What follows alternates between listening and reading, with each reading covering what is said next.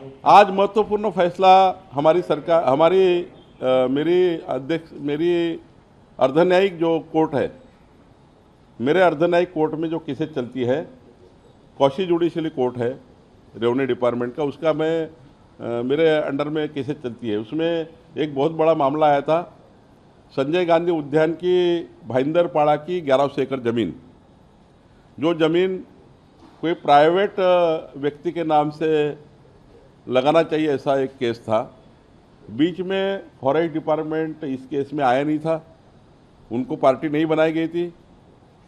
फिर हमने suo motu party इसको बनाई और फॉरेस्ट का भी पूरा सुनकर हमने ये निर्णय किया। मैंने कल आदेश पारित किया है। अब संजय गांधी उद्यान की 1100 एकड़ जो जगह है भाईंदरपाड़ा की, वो फॉरेस्ट की रहेगी। कोई भी प्राइवेट व्यक्ति उसके ऊपर क्लेम नहीं कर पाएगा, केवल वो फॉरेस्ट की रहेगी। ये निर्णय लिया गया।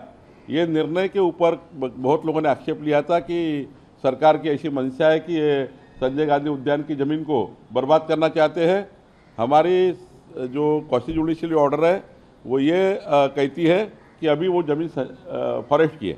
जरांगे पाटिल जी का कहना है कि आपका नार्को टेस्ट होना चाहिए क्योंकि मराठा समाज के कई सर्टिफिकेट हैं, आपके कहने पर रद्द किए गए। निश्चित रूप से कोई भी टेस्ट करनी चाहिए, उसका तो वो अधिकार है मांगने का, और मैं भी सब चीज़ के लिए तैयार रहता हूँ। लेकिन वो जो कहते हैं कि बावनकुले जी ने ये किया, उन्होंने वो किया, वो ऐसा कर नहीं सकता कोई। जो हमारी कास्ट वैलिडिटी कमेटी होती है, ये कमेटी को कोई फ़ोन नहीं कर सकता।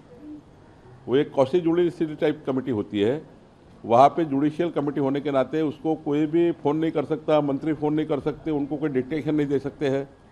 उनका सीधा अधिकार हाईकोर्ट को है। अब कास्ट वैलिडिटी कमेटी ने अगर कोई गलत निर्णय लिया, ऐसा लगता है किसी को, तो हाईकोर्ट जाकर उसको दुरुस्त कर सकते हैं। हाईकोर्ट में सारा सबमिट होता है। तो मुझे लगता है कि ये जब सरकार के अंडर में नहीं है, सरकार का हस्तक्षेप ही नहीं है ये सब चीज़ों में, उसके बावजूद भी अगर आरोप लगाया तो उनको आखिर उनको भी समझता है सब चीज़ें। तो मुझे लगता है आरोप प्रत्यारोप कोई मंत्री के ऊपर करके कोई फ़ायदा नहीं है। कोई भी मंत्री कास्ट वैलिडिटी कमेटी को फ़ोन नहीं कर सकते, उनका अधिकार नहीं है, और वो सुन भी नहीं सकते हैं। उनको ये मालूम है कास्ट वैलिडिटी कमेटी को, हमने अगर गलत निर्णय लिया तो हाईकोर्ट चैलेंज हो जाएगा, और हाईकोर्ट में कल पूछताछ हो गई तो जात वैलिडिटी कमेटी के ऊपर, वो कास्ट वैलिडिटी कमेटी के ऊपर स्ट्रक्चर पास हो सकते हैं, उनके ऊपर हाईकोर्ट वहाँ पर कार्रवाई कर सकते हैं। ये सारा वो उसमें प्रावधान है।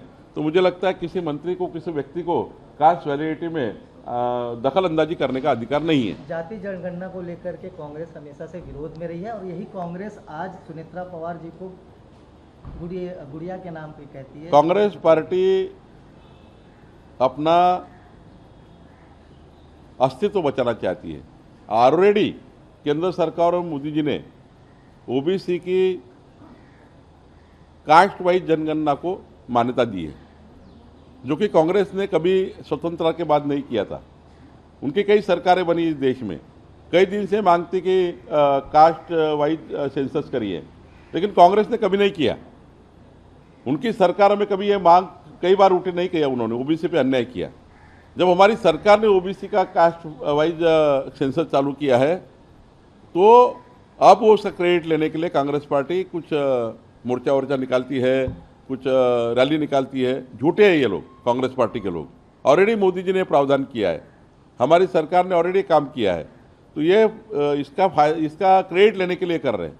रह गई बात हमारे सुनेत्रा भाभी जी को, जिस प्रकार से उन्होंने कहा है, कांग्रेस पार्टी की हमेशा की ये ब्लड उनका खराब है।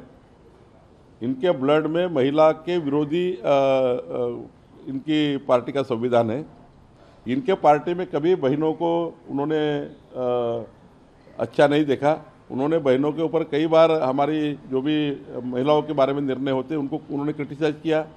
उन्होंने महिला आरक्षण बिल पे महिलाओं को क्रिटिसाइज़ किया। उन्होंने पंचायत के आरक्षण के टाइम भी ऐसे क्रिटिसाइज़ किया।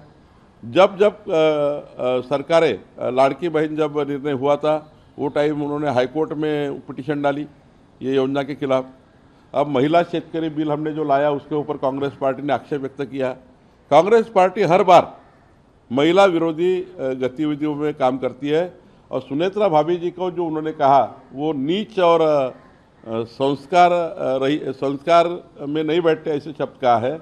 हमारे महाराष्ट्र के संस्कार संस्कृति बहनों को सम्मान देने वाली है और सुनेत्रा दीदी का उन्होंने अपमान किया है, उनको हम नहीं छोड़ेंगे। राष्ट्रवादी कांग्रेस पार्टी, बीजेपी, सारे अलायंस ये बात का निषेध करते हैं।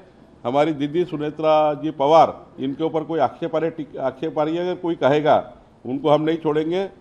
निश्चित रूप से ये बात की हम निंदा करते हैं और उसके ऊपर कड़ी कार्रवाई की भी हम मांग करेंगे।